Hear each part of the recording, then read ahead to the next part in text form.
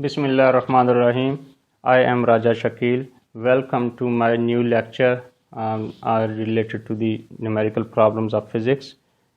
And this question has been asked by my student Hamza Ijaz. And he has said me to solve this question.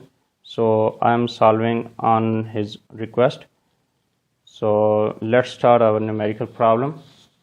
According to this numerical problem, the uncertainty in the momentum delta p of a body traveling at 20 centimeter per second is 10 power minus 6 of its momentum. Calculates its uncertainty for delta x, where mass is equal to 0.5 kilograms. So here you have to find the uncertainty for delta x, means change in position, uncertainty in the change in position. For this purpose, we are having the uncertainty in the momentum delta p of that body is 10 power minus 6. So we have to give the data, and our data is delta p is equal to 10 power minus 6 of p. Second thing is velocity. So it is, we have been told that it is traveling at 20 centimeters per second in the data. So velocity is 20 meters per second. So v is equal to 20 meters per second, centimeters per second. But it is not in the SI unit because this is centimeter. Let's convert it into the meters. How it can be converted into meter? That dividing by 100. Or multiplying by 10 power minus 2. Now I am going to divide it by 100. So now it has become meters per second instead of the centimeters per second. So now it is meters per second, which is equal to 0.2 meters per second. So this is 0.2 meters per second. The velocity is 0.2 meters per second. This is again our second thing of the data. Next is mass. So mass is given here, and this is 0.5 kilogram.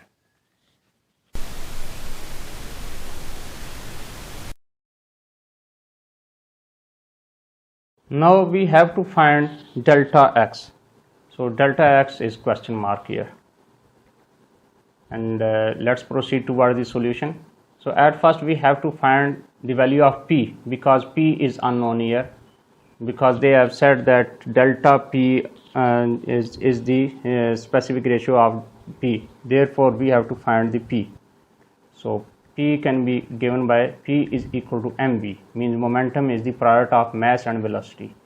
So p is equal to, if you put the values, m is 0.5 kilogram while v is 0.2 meters per second, the speed.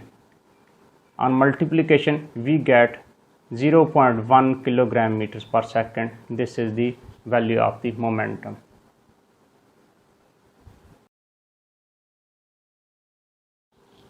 Therefore we can say that delta p, because delta p was given as 10 power minus 6 of the p, so p is known here now.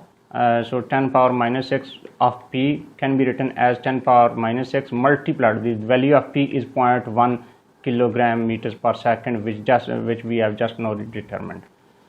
So after multiplication, this becomes 10 power minus 6 multiplied 10 power multiply 0.1 becomes 10 power minus 7 kilogram meters per second. So this is the value of the delta p, and now we have to use the Heisenberg's uncertainty principle, which is that is, so by using the Heisenberg uncertainty principle, we have delta p multiplied to delta x is equal to h, which is Planck's constant. So this is related to the Heisenberg uncertainty principle.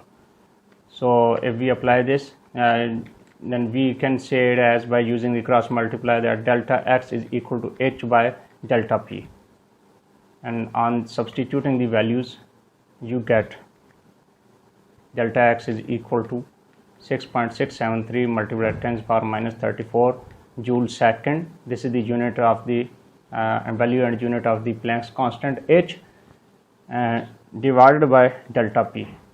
What is delta p? 10 power minus 7. This is the value of the delta p. so 10 to the power minus 7 kilogram meters per second. So after manipulating this value, we can get the result.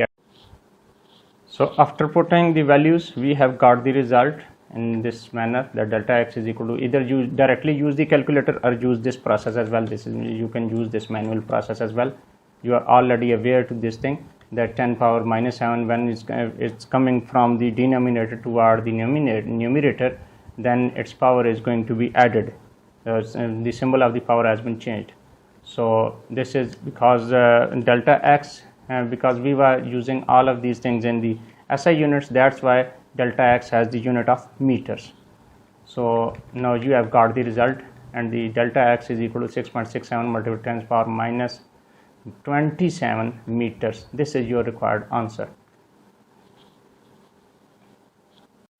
Dear students, if you face any issues regarding the understanding of this lecture, then please write your issues in the comment section so that I can respond accordingly. Thank you very much.